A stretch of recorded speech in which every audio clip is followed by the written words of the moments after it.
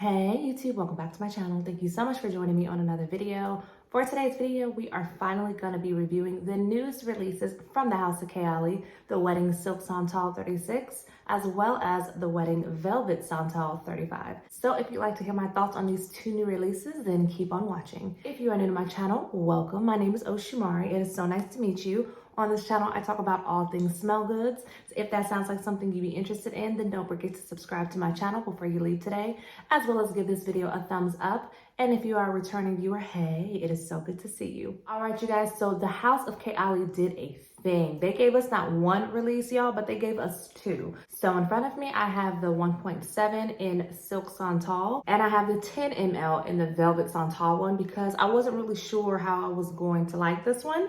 And so I just started out with a mini, but we're gonna start off with this one. So for this one, let's start out with the look of the bottle. So I'm loving this frostiness, and like these kind of look like almost like icicles, but this is meant to emulate Mona's dress that she wore on her wedding day. And what's so unique about this bottle is that it literally is frosted from the bottom to the very top. So definitely a nice touch. The story behind this fragrance is so endearing to think of. So this is actually Mona's personal scent that she created for her wedding day. So the fact that we all get to experience just a little bit of how she was smelling on that day, I think that is just so special. So when I first read the notes that were gonna be in this fragrance, as well as when I heard Mona talk about this one, the way that she described it and said that there was gonna be sparkling champagne in here and nectarine and praline, I kind of figured this was gonna be something that I liked. And so as soon as it was available on the website, Sephora's website, I just immediately just had it shipped to me. And I also just ordered this one that first day. I didn't pick the Velvet Santal up because I was a little nervous as far as like the notes that were in there, but we'll get into that one next. So the main notes in all of the new Kayali fragrances are always gonna be listed on the back, but I wanna give you guys all of the notes that I wrote down. So the top notes in this one is champagne, freesia, blackcurrant.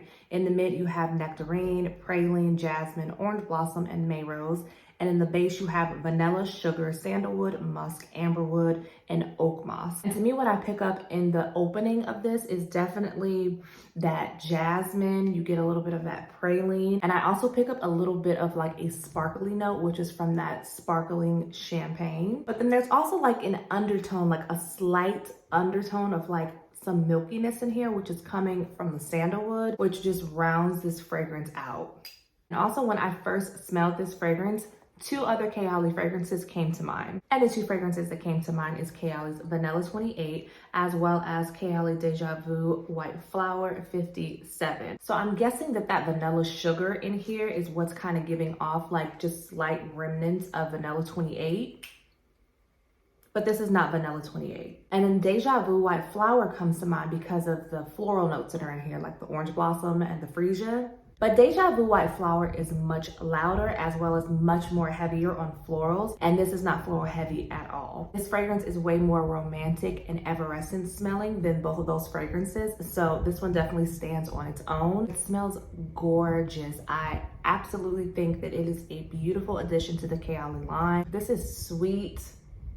It's elegant, it's very bright and uplifting, and it definitely leans more feminine than unisex. So I would definitely say out of the two, this is definitely one that I would wear, but I couldn't see my husband wearing. But you can wear whatever you want to wear, but I definitely think that this one is just very like delicate smelling, very beautiful, and I love it. If you can't tell by the dent that is already in here. As far as the sillage and the projection of this one, I would say that it's moderate. However, I will say that I did wear this to church and I got 3 compliments. So to me, I thought that the projection wasn't that good, but I mean, it was doing something. So I can speak to the sillage of this being slightly more than moderate. As far as longevity, I put this one on at 9:30 in the morning, and by the time I got home at 3:30, I could still smell this on me. So for me, I think that 6 hours is really good, especially because I didn't have this with me and I wasn't reapplying it. So I would say that longevity is really nice. So my final thoughts on this one is I think it's so pretty. It was definitely an amazing blind buy. Out of the two, if you were thinking about blind buying one, I feel like this one is definitely more of a crowd pleaser. I don't think that it's overly complex, and I think a lot of people will really enjoy this scent profile. And I think this one is kind of like a timeless type of fragrance, meaning you can wear it all throughout the seasons,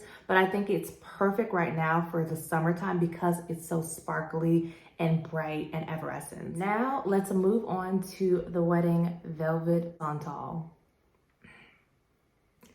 Y'all, this one threw me all the way off. I was not expecting this to smell like this. So let me start off by saying that, as you see, I only got the 10 ml of this one because, if I'm being quite honest, I was a little scared that this was gonna be way too masculine. And for me, I'm not really heavily into unisex smelling fragrances as well as masculine leaning fragrances at all. So when I saw the note of cedarwood, that did kind of scare me just a bit because most of my husband's fragrances has the note of cedarwood in it. And other fragrances that I've tried that have the note of cedarwood in it has just not worked out for me. I just don't like that masculine note. But I was still curious to smell this one because of the other notes like benzoin and the tea and the jasmine. Y'all, when I sprayed this on me, speechless. Like, what? Oh, yes, Lord. Y'all, this is, ooh, this is sick.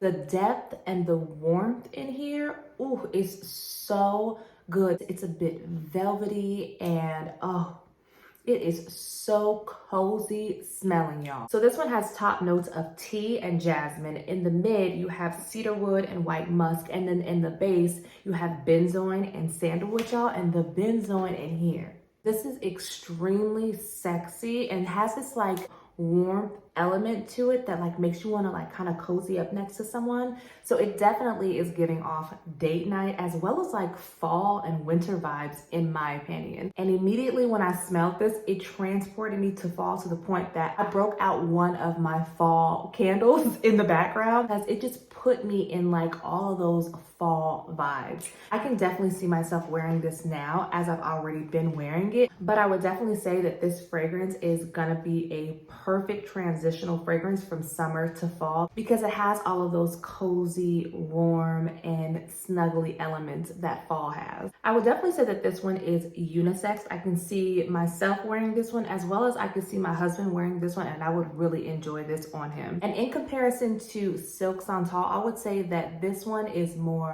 delicate smelling, it's more dainty and effervescent. This one is more edgy, it's more bold, and it's very sultry. As far as the sillage and the projection, I would definitely say on my skin, this one projects more, but I think the sillage of Silk Santal is still better. So what I mainly pick up in Velvet Santal, I really don't pick up that much tea leaves, but I do pick up a lot of jasmine, a lot of benzoin, and a lot of sandalwood. And for me, I love fragrances that have benzoin in it because it adds this kind of like vanillic vibe to it. The sexiness in here to me is definitely coming from that jasmine because it kind of sweetens this fragrance up and gives it that sexiness. And I would describe this one as a woody, warm, slightly musky fragrance that is so inviting, it's cozy, and is very comforting smelling. So overall, y'all, I don't know, I feel like this one might be my favorite because it was so unexpected and it just has so much more character to me. Not to take away from this one because this one is perfect for like special occasions, when you just are feeling feminine or you want to feel very elegant and classy and just like very delicate and dainty. I think this one is perfect for that, but this one was kind of something that I was already somewhat expecting to love. This one, I didn't expect to like this, not even a little bit, because of that cedarwood. But instead, this one completely made me question my instincts because my instincts were completely wrong. I should have known this was gonna be so yummy and creamy and bold and gorgeous. And that is also the reason why I ordered a full-size bottle of this one, because I need a full size in my collection. Now let's talk about these fragrances layered together. Y'all, when you layer these two together, it literally tells the most romantic love story. Like, I want to go watch a love story on Hallmark or Lifetime right now.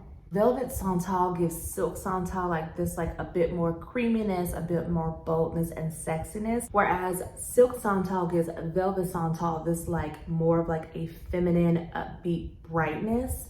So the mix together is just perfection. It smells like nothing else in my collection. I would definitely suggest both of these. This one, once again, is very bright, very elegant, upbeat. It's a happy scent. It's not too loud and in your face, but if someone is in your scent bubble or if you pass by someone, they are definitely gonna notice that you smell gorgeous. This is definitely more feminine leaning and it's just beautiful, whereas this one is on the other side of the spectrum. This is bold, this is woody, this is creamy, inviting, sexy, and sultry, and definitely is unisex. All right, you guys, so those are my thoughts on the newest releases from Kayali. I hope that you guys enjoyed this review and you found it helpful if you haven't been able to decide which one is right for you. I also did want to give a quick shout out and a thank you to Mona herself, the owner of Kayali. I posted a short of the wedding Silk Santal 36 and Mona actually commented, and humbly she left me a heart emoji and liked it, and I just thought that that was so sweet. So I just wanted to say thank you so much for liking my short, girl. I'm really curious to know what you guys' thoughts are on these two new releases. Which one did you guys pick up? Which one are you guys more interested in? And what are your thoughts on the Velvet Santal? I'm mostly curious to see what you guys think about that.